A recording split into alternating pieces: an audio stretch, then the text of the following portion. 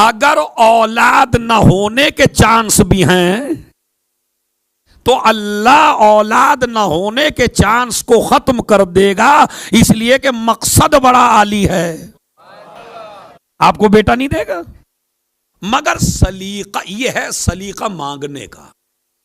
मांगने का सलीका भी तो अहले बैत ही बताते हैं ना। तो आप मन्नत मानिए, जिसकी शादी नहीं हुई, मतलब जिनकी शादियां नहीं हुई वो भी मन्नत मान सकते हैं ताकि जल्दी शादी हो, और जिनकी शादियां हो गई, औलाद होने वाली, वो अल्लाह से अरे कहें तो एक दफा सही, परवरदिगार मुझे बेटा दे ताकि मैं उस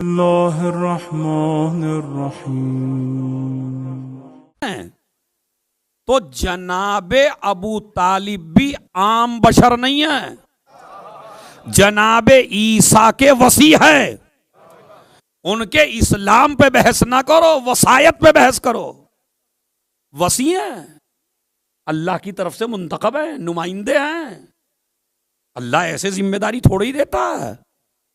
जिसकी नस्ल में 13 मासूम पैदा हो, अरे क्या लफ्ज है, खुदा की कसम है, जिसको अल्लाह 13 मासूम दे। क्यों? इसलिए कि इब्राहीम ने एक बेटे को राह खुदा में लिटाया तो अल्लाह ने इब्राहीम को इमामत दी। एक बेटा राह खुदा में लिटाया था ना। परवरदिगार जो एक बेटे को राह खुदा में लिटाए उसे तू एक इमामत देता है। जो अबू तालिब 3 साल तक 4 बेटों को बिस्तर रसूल पे लिटाए, उसे क्या देगा? कहा सुन ले, जो एक बेटे को लिटाता है उसे एक इमामत देते हैं, जो 4 बेटे लिटाए उसे 12 इमामतें देते हैं। जिसके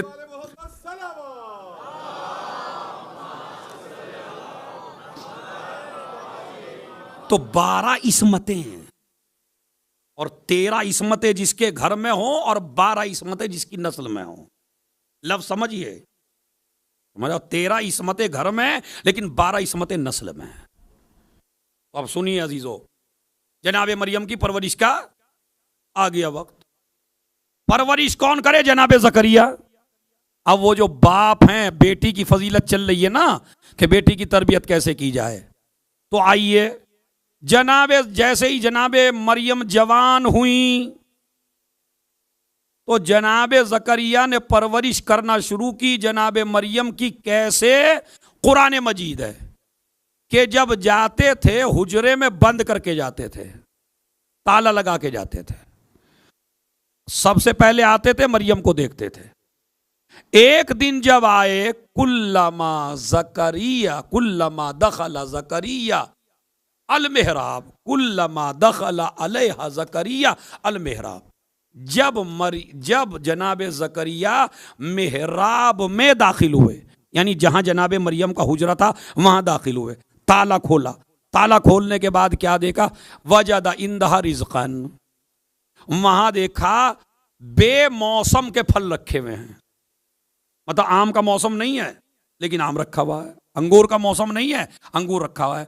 यानी गर्मी के जमाने में सर्दी के फल और सर्दी के जमाने में गर्मी के फल, ऐसे फल रखे हुए हैं जो मौसम में नहीं मिलते, एक मौसम से दूसरे मौसम में नहीं मिलते, मगर उनके पास खाना भी रखा है, फल भी रखे हैं। जैसे ही देखा, अब यह है तरबियत का उसूल, इससे कीमती उसूल आपको मिलने वाला नहीं है। बेटी की तरबियत कैसे करें? कुरान कहता है कि जब जनाबे ज़करिया दाखिल हुए, क्या देखा? खाना रखा हुआ है, फल रखे हुए हैं बेमौसम के। या मरियमो अन्ना लके हाजा, ए मरियम ये तुम्हारे पास आए कहां से? कालत हुवा मिन इंदिल्लाह, ये तो अल्लाह की तरफ से है। इन्नल्लाह यर्ज़ुक़ु मन यशा बिगैर हिसाब, अल्लाह जिसे चाहता है उसे बेहिसाब रिज़्क़ देता है।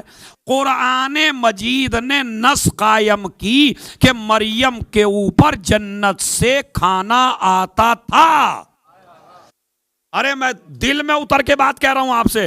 कुरान मजीद ने यह मुअय्यन किया कि जन्नत से खाना और फल मरियम के लिए आते थे, तो दुनिया ने कहा बड़ी अजीम खातून है, बड़ी पाकीज़ा खातून है, बतूल है, अजरा है, ताहिरा है, मुतहरा है, पाकीज़ा है, ईसा की माँ है, सारी फजीलतें लिख दी।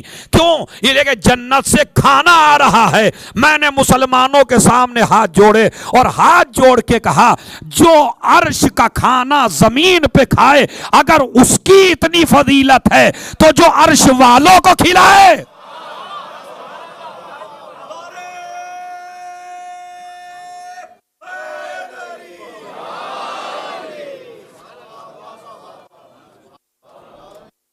सलावत भेजे मोहम्मद और आले मोहम्मद।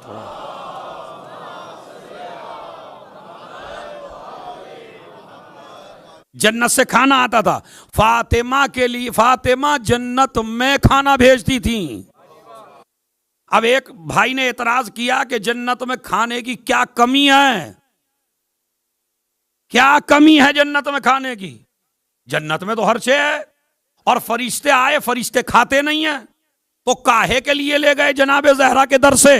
अब मैं एक जुमला कहूं, बहुत बड़े रईस तरीन हैं आप, और आपके पास दौलत की कोई कमी नहीं है, मगर आप मोमिन हैं।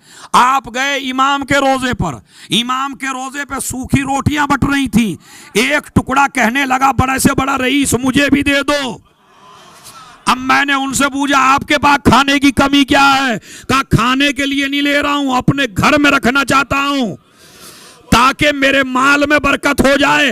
अब समझे फरिश्ते क्यों ले गए?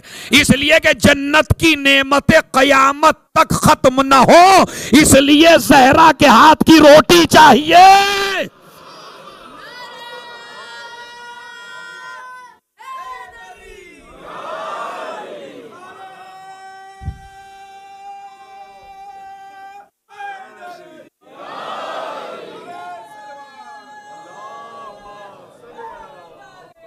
या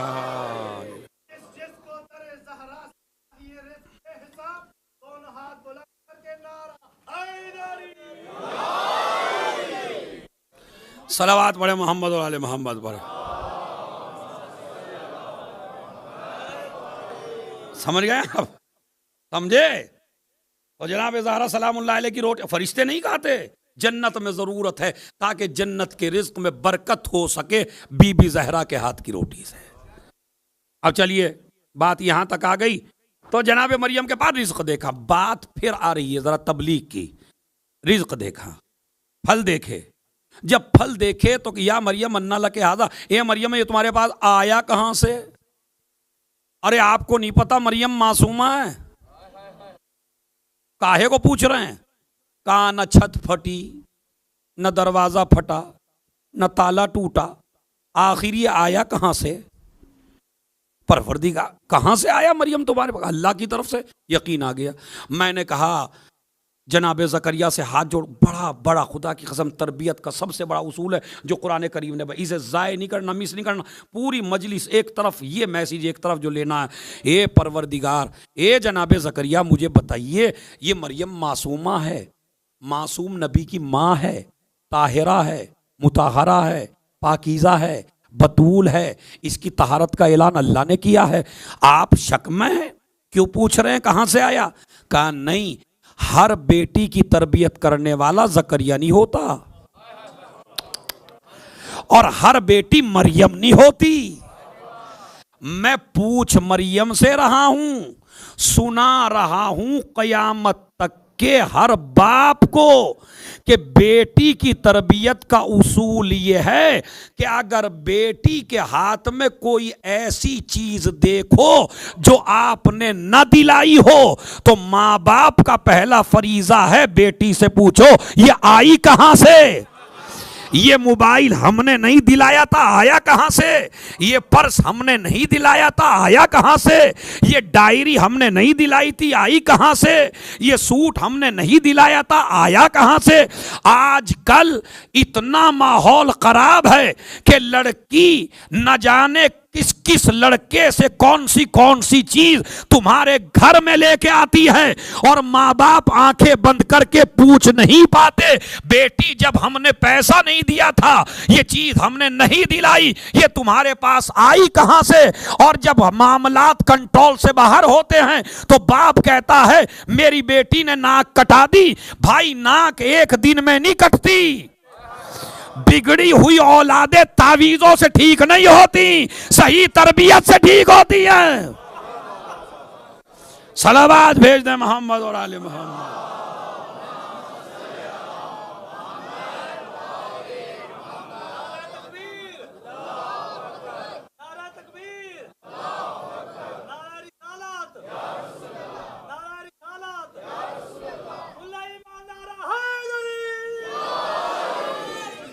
अब आप इस बात से मुझसे ज्यादा वाकिफ हैं, इश्क व मुआशिका चला लड़के और लड़की में, और अब लड़के ने लड़की को चीजें दिलानी शुरू की। आज ये चीज ला रही है, आज ये ला रही है, आज ये ला रही है, आज ये ला रही है, और बाप आंखें बंद किए बैठा है, बाप पूछ नहीं रहा। कुरान कहता है मरियम से पूछा, हालांकि मरियम मासूमा है लेकिन पूछा। ये तरबियत का उसूल कुरान ने बता। लेकिन अगर लड़का हो तो लड़के की तरबियत कैसे करें, इसकी तरबियत का उसूल बताया बीबी ज़हरा ने सलामुल्लाह अलैहा।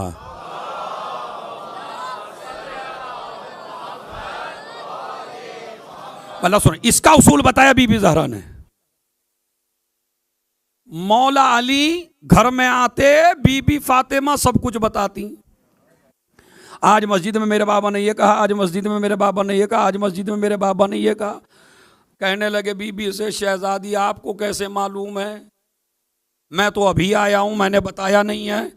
कहा नहीं, मेरा बच्चा हसन जो सुन के आता है वो मुझसे बयान करता है। कहा मतलब? कहा जब भी मेरी औलाद मेरे पास आती है फौरन पूछती हूं कहां से आए।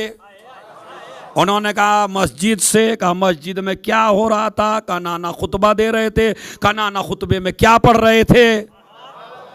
तो जो सारी बातें होती हैं वो मुझ तक पहुंच जाती हैं। तो अगर बेटी के हाथ में कोई चीज़ देखो तो ज़करिया वाला उसूल इख्तियार करो, और अगर बेटा किसी जगह से आए तो माँ का फरीज़ा है पूछो कहाँ से आए, और जहाँ से आए वहाँ से क्या लेके आए।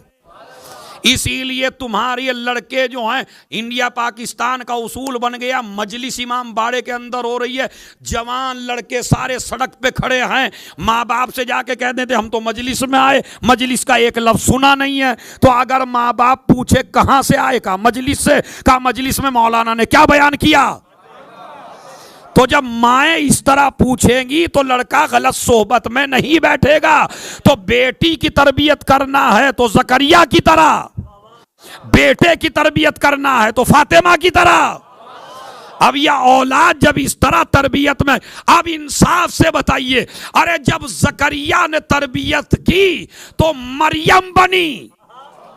मैंने लफ्ज कह दिया, जिसके हाथों में जितना दम है उतना ही दम से जरा बोलेगा। मरियम को परवरिश किया एक मासूम ने, तो मरियम इतने आला दर्जे पे पहुंची जिसे 5 मासूमों ने पाला हो।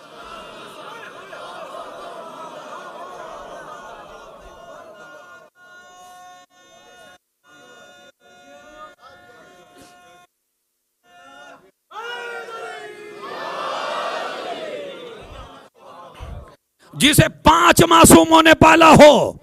और एक लफ्ज कहूं मैं, अगर यहां का मजमा ना होता तो काफी 2 मिनट लेके तशरीह करके तब बताता। तुम्हारी भी जहनियत का इम्तिहान है, जहन का इम्तिहान है, इल्म का इम्तिहान है।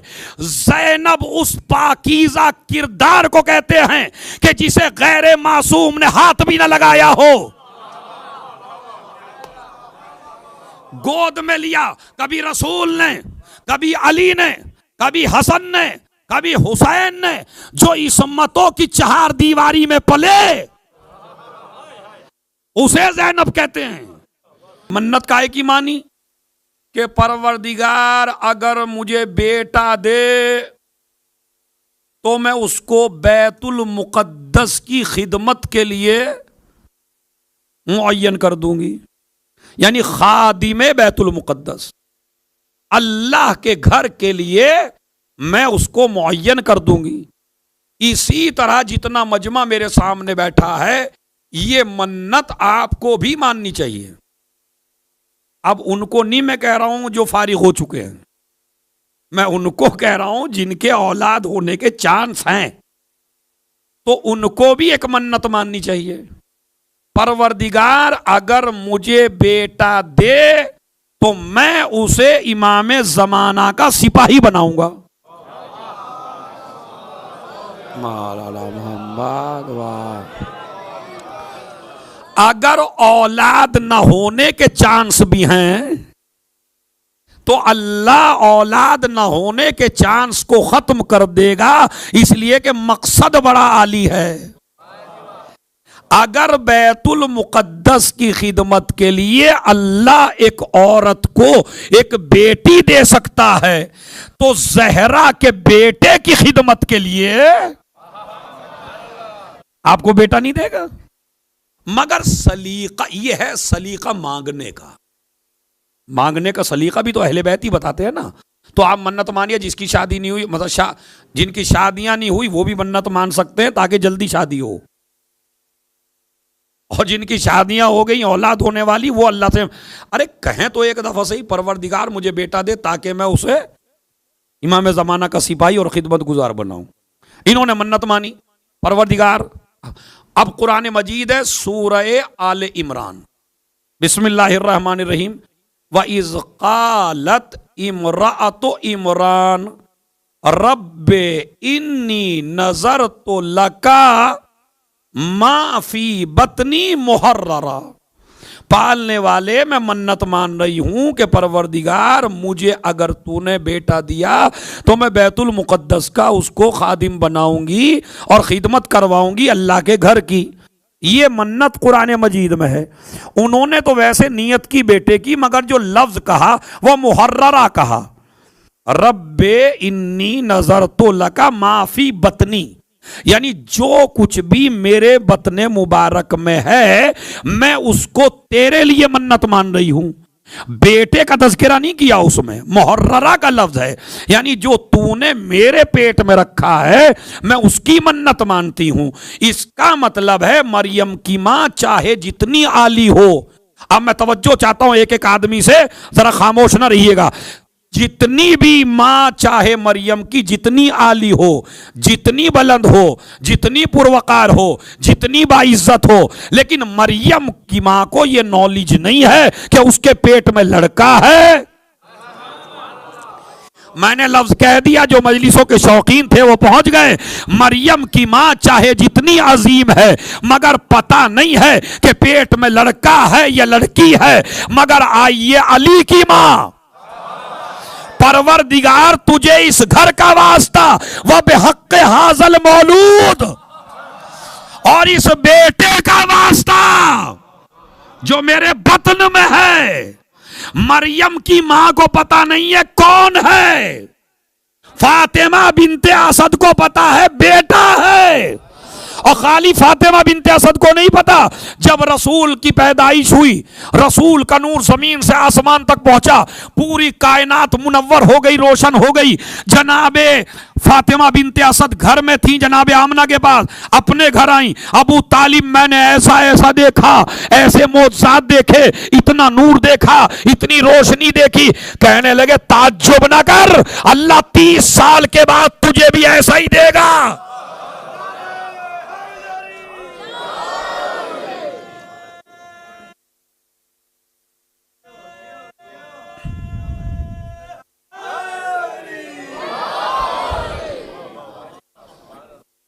सलावात भेजा मोहम्मद और आले मोहम्मद वाले।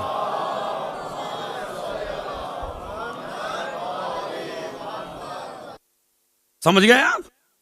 यानी अबू तालिब को इल्म है, जनाब फातिमा बिनते असद को भी इल्म है कि कौन आने वाला है। इधर मरियम ने कहा, मरियम की मां ने, बीबी हन्ना ने, परवरदिगार मुझे दे औलाद ताकि तेरी राह में मैं उसको लगा सकूं।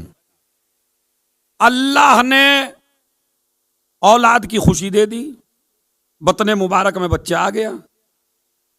बाप का इंतकाल हो गया, जनाबे मरियम यतीमा पैदा हुई हैं।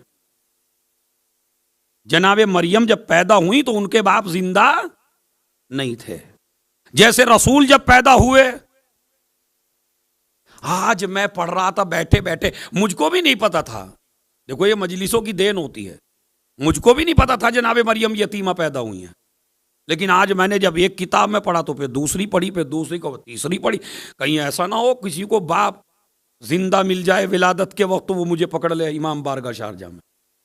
तो फिर मैंने कई किताबें पढ़ी, कई किताबों में मिला, हाँ तब मैं मुतमईन हुआ कि जनाब मरियम जो है यतीमा पैदा हुई हैं। रसूलुल्लाह भी यतीम पैदा हुए हैं। अब ये मैंने क्यों कहा उसकी वजह सुन लीजिए। इसलिए कि मरियम की शादी नहीं हुई है, मरियम की शादी नहीं हुई। क्यों नहीं हुई? इसलिए कि मरियम है सिद्दीका,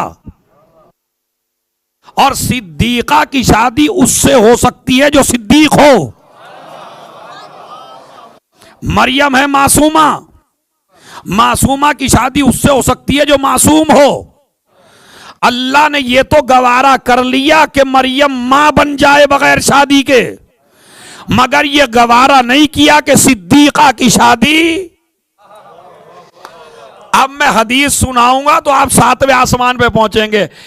ये मेरी बेटी फातिमा, और तमाम सहाबा के दरमियान में कहते हैं अगर अली न होते, फातिमा का कोई हमसर न होता, इसलिए कि जितनी बड़ी सिद्दीका फातिमा है इतने ही बड़े सिद्दीक अकबर अली है। सलावत भेजे मोहम्मद और आले मोहम्मद।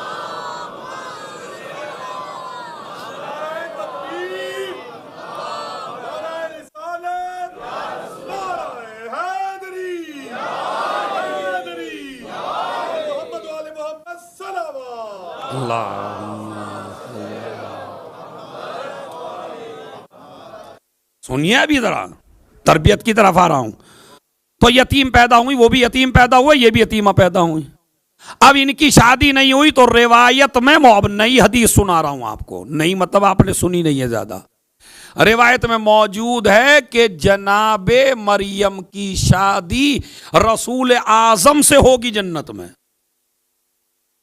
हमारे प्यारे रसूल से, सबसे बड़े रसूल से उनकी शादी होगी। और अल्लामा मजलिसी ने बिहारुल अनवार में यह रिवायत लिखी। अब रिवायत सुनिए, और सुनिए अजीब व गरीब रिवायत है। मराजुल मौत में है बीबी खदीजा।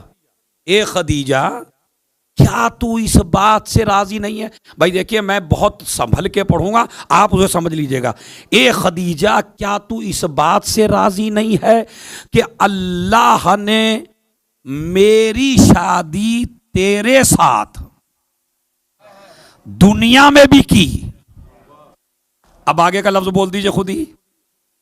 और आखिरत में, यानी तू दुनिया में भी मेरी बीवी है और आखिरत में भी तू मेरी बीवी बन के रहेगी।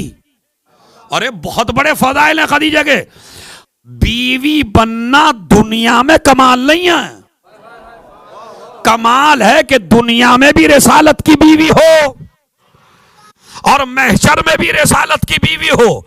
और मेरी शादी तेरे साथ की जाएगी और मरियम के साथ और आसिया के साथ। तो आसिया भी मेरी बीवी बनेगी, मरियम भी मेरी ज़ौजा बनेगी, तुम भी मेरी ज़ौजा रहोगी। हर किसी औरत में इतना मादा नहीं होता बर्दाश्त करने का। ये तो जहरा की मां थी। तो वहां जनाबे मरियम से शादी होगी रसूल आजम की। अब अजीजों सुनिए जरा और आगे बढ़िए तारीख। जनाबे मरियम पैदा हो गई, यतीम पैदा हुई। अब जो जनाबे मरियम पैदा हुई तो मसला आया, हाँ ये तो लड़की है, रब्बे इन्नी वज़ातुहा उनसा, पालने वाले मैंने तो लड़की को जन्म दिया है। वल्लाहु आलमु बिमा वज़अत, अल्लाह जानता है जो उसने, जो भी मैंने किया, जो पैदा हुआ वो अल्लाह जानता है, और जो उसने रखा वो भी अल्लाह जानता है। लेकिन ये तो लैसा ज़करो कल उनसा, लड़की लड़के की तरह तो नहीं होती। पालने वाले मैंने मन्नत मानी थी कि तेरे घर का खादिम बनाऊंगी। अब ये लड़की है सारे मर्द रहते हैं बैतुल मुक़द्दस में, सारे मर्द रहते हैं इबादत खाने में। अब इस लड़की को मैं रखूंगी कहाँ? अच्छा, बाप है नहीं जो तरबियत करे, तो अब सारे लोग जितने भी, चूंकि शागिर्द थे ना सबके सब जनाब इमरान के, हर आदमी आगे बढ़ा, मैं तरबियत करूंगा, एक कहता मैं करूंगा, एक कहता मैं करूंगा। अल्लाह ने कहा नहीं, मासूमा है। अरे मैं तवज्जो चाहता हूं, मासूमा है, हर कोई तरबियत नहीं कर सकता। मासूमा है, हर कोई तरबियत नहीं कर सकता। कुरा डालो, कुरा डाला गया, 3 दफे कुरा निकला जनाब ज़करिया के नाम। कुछ कहते हैं अपने अपने कलम बांध के दरिया में डालो, जिसका कलम ऊपर आ जाए वो तरबियत करेगा। सब ने अपने अपने इंजील लिखने वाले कलम डाले, किताब लिखने वाले जिनसे लिखते थे और जो जनाब इमरान पढ़ाते थे, सारे कलम उन्होंने डाले, सबके डूब गए अलावा ज़करिया के। अल्लाह ने मुअय्यन किया जनाब ज़करिया को। बस मैंने जुमला कह दिया, बड़ा बच के जुमला मैंने कह दिया, किसी के जहन में आया किसी के नहीं। अल्लाह एक मासूमा की तरबियत गैर मासूम से न करा सके तो सबसे बड़े रसूल की तरबियत किसी काफिर से?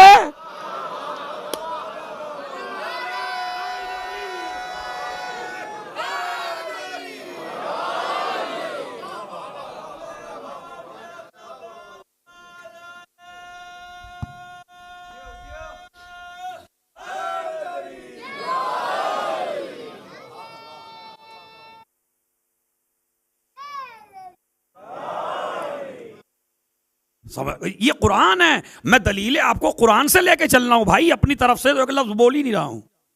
कि जब मरियम की तरबियत के लिए ज़करिया जैसा मासूम चाहिए, तो फिर रसूल आजम की तरबियत के लिए, अब आप कहेंगे जनाब वो कम से कम नबी तो हैं, तो जनाबे अबू तालिब भी आम बशर नहीं है, जनाबे ईसा के वसी है। उनके इस्लाम पे बहस ना करो, वसायत पे बहस करो। वसी हैं, अल्लाह की तरफ से मुंतखब है, नुमाइंदे हैं। अल्लाह ऐसे जिम्मेदारी थोड़ी ही देता है। जिसकी नस्ल में 13 मासूम पैदा हो, अरे क्या लफ्ज है, खुदा की कसम है, जिसको अल्लाह 13 मासूम दे। क्यों? इसलिए कि इब्राहीम ने एक बेटे को राह खुदा में लिटाया, तो अल्लाह ने इब्राहीम को इमामत दी। एक बेटा राह खुदा में लिटाया था ना, परवरदिगार जो एक बेटे को राह खुदा में लिटाए उसे तू एक इमामत देता है।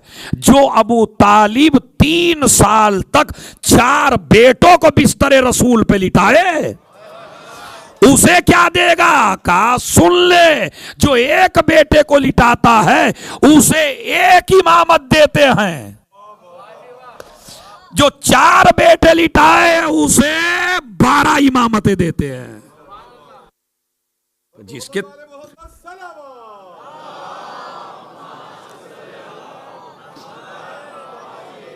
तो 12 इस्मतें हैं, और 13 इस्मतें जिसके घर में हो और 12 इस्मतें जिसकी नस्ल में हो। लफ्ज समझिए, 13 इस्मतें घर में लेकिन 12 इस्मतें नस्ल में। तो अब सुनिए अजीजों, जनाब मरियम की परवरिश का आ गया वक्त। परवरिश कौन करे? जनाब ज़करिया। अब वो जो बाप हैं, बेटी की फजीलत चल रही है ना कि बेटी की तरबियत कैसे की जाए, तो आइए जनाबे, जैसे ही जनाबे मरियम जवान हुई तो जनाबे ज़करिया ने परवरिश करना शुरू की। जनाबे मरियम की कैसे? कुरान मजीद है कि जब जाते थे हुजरे में बंद करके जाते थे, ताला लगा के जाते थे। सबसे पहले आते थे, मरियम को देखते थे। एक दिन जब आए, कुल्लमा दखला ज़करिया अल मेहराब, कुल्लमा दखला अलैहा ज़करिया अल मेहराब। जब जनाबे ज़करिया मेहराब में दाखिल हुए, यानी जहां जनाबे मरियम का हुजरा था वहां दाखिल हुए, ताला खोला। ताला खोलने के बाद क्या देखा? वजदा इंदहा रिज़्क़न, वहां देखा बेमौसम के फल रखे हुए हैं। मतलब आम का मौसम नहीं है लेकिन आम रखा हुआ है, अंगूर का मौसम नहीं है अंगूर रखा हुआ है। यानी गर्मी के जमाने में सर्दी के फल और सर्दी के जमाने में गर्मी के फल, ऐसे फल रखे हुए हैं जो मौसम में नहीं मिलते, एक मौसम से दूसरे मौसम में नहीं मिलते, मगर उनके पास खाना भी रखा है, फल भी रखे हैं। जैसे ही देखा, अब यह है तरबियत का उसूल, इससे कीमती उसूल आपको मिलने वाला नहीं है। बेटी की तरबियत कैसे करें? कुरान कहता है कि जब जनाब ज़करिया दाखिल हुए, क्या देखा? खाना रखा हुआ है, फल रखे हुए हैं बेमौसम के। या मरियमो अन्ना लके हाजा, ए मरियम ये तुम्हारे पास आए कहां से? कालत हुआ मिन इंदिल्लाह, ये तो अल्लाह की तरफ से है। इन्नल्लाह यर्ज़ुक़ु मन यशा बिगैर हिसाब, अल्लाह जिसे चाहता है उसे बेहिसाब रिज़्क़ देता है।